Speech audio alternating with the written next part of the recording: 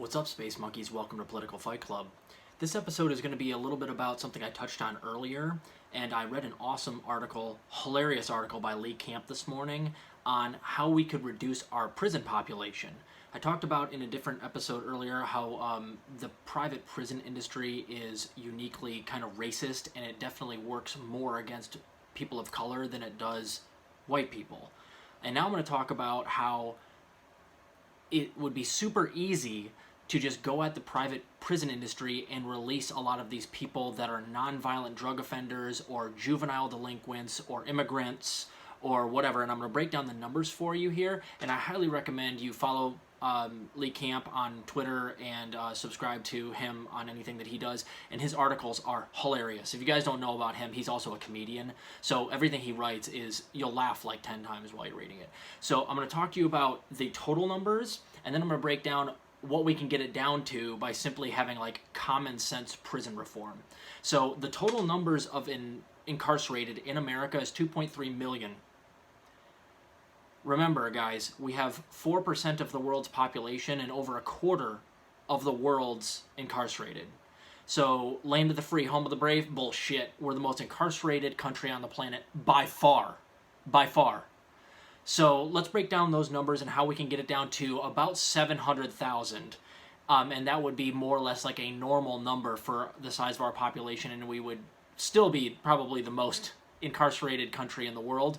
But at least this is more common sense on how we run our prison system and who we put in jail.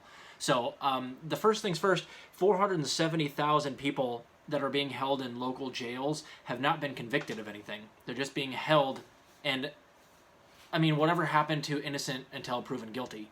These people should be allowed out. They should be, they can be put on probation. You can put an anklet on them or something, but there's no reason that you should be putting them in essentially solitary confinement or putting them in a prison when they haven't been convicted of a crime yet. That's 470,000 people. And then you just release those people, bops your uncle, we're down to like 1.7 million. 328,000 are in jail for non-violent drug offenses or using drugs or dealing drugs. Now, none of those people committed any offense that I would consider heinous enough to put them in prison. They're not violent. Doing drugs should not be illegal. There should not be. I'm for legalizing all drugs in this country and letting everybody out of prison that was ever in prison for doing drugs or selling drugs.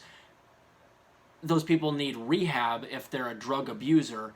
If they're dealing, they wouldn't have to deal drugs if they were just legalized and you could go get them at the store. Black markets exist only because of the illegality of whatever you're happening to sell on the black market. So if you just legalized, taxed, and regulated all drugs, there would be no black market and nobody would have to deal drugs on the side. You could go get them at the store. So there you go. You release all the nonviolent drug offenders. 328,000 extra people are out.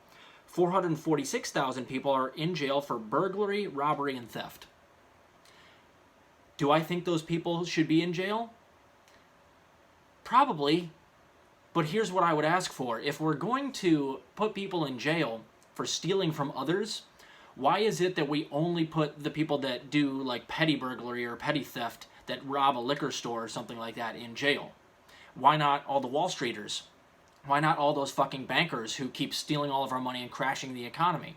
How about all of the police who, as of 2014, steal far more from the general public via civil asset forfeiture than all robberies and thefts otherwise in the entire country combined, and it's not even close. Back in 2014, I'll include the study in the link below or in the description box, it was $3.5 billion for all other thefts, and it was over $5 billion taken by police from people via civil asset forfeiture.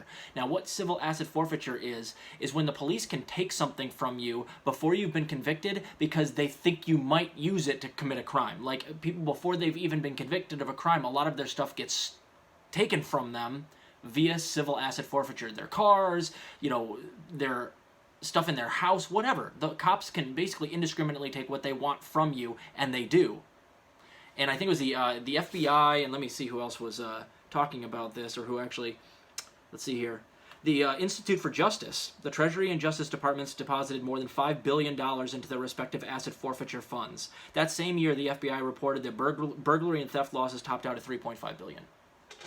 So Yeah, sure. I mean, if you want to put people that burglarize in jail, I'm not necessarily against that, but we better start putting the actual people robbing this country blind, i.e., the Wall Streeters and the big CEOs and the, let's face it, the politicians that, are now doing stuff like, making money hand over fist by doing insider trading in the stock market, and the police.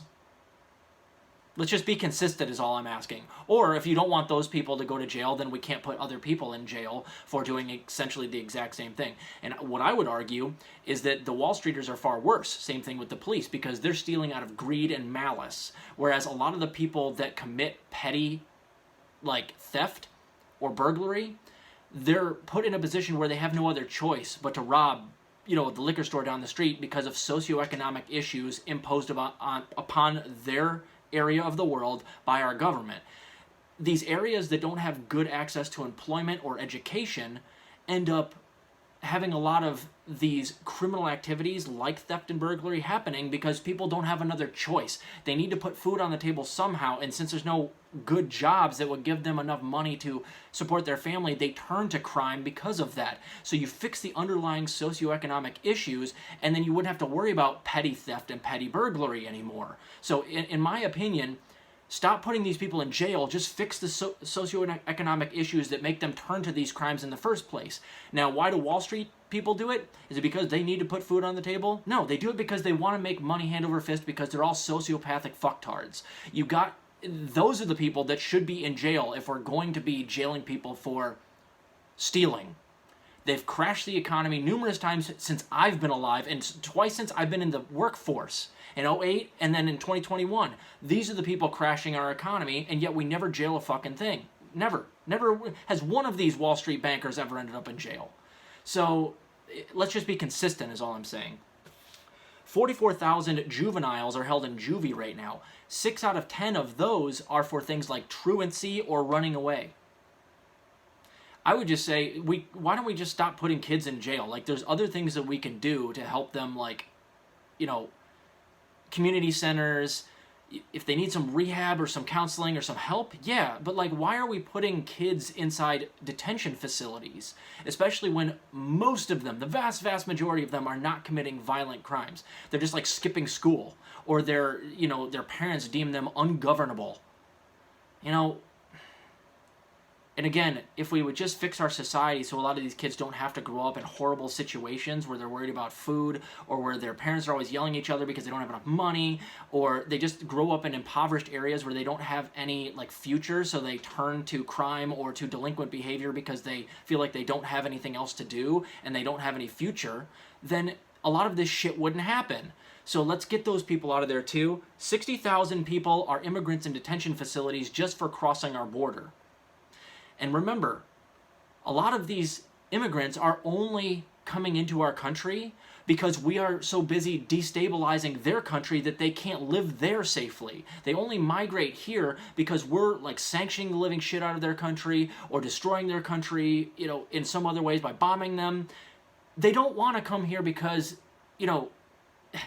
it's great for, Syrians or Mexican immigrants here. They know that it's not going to be good for them here. It's because we've made their country so heinously unlivable that they have no other choice. So why not change our foreign policy rather than just jailing all of these people when they cross our border when they haven't committed any crimes?